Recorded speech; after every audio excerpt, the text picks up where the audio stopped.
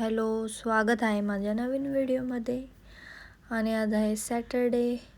योग मस्त गॅलरीत उभा राहून व्ह्यू घेतोय खालचा, आजूबाजूच्या बिल्डिंगचा. आणि बघा आपल्या इकडून खालचा परिसर कसा दिसतोय. आणि बघा दोघं कसे मस्तपैकी खेळतायत.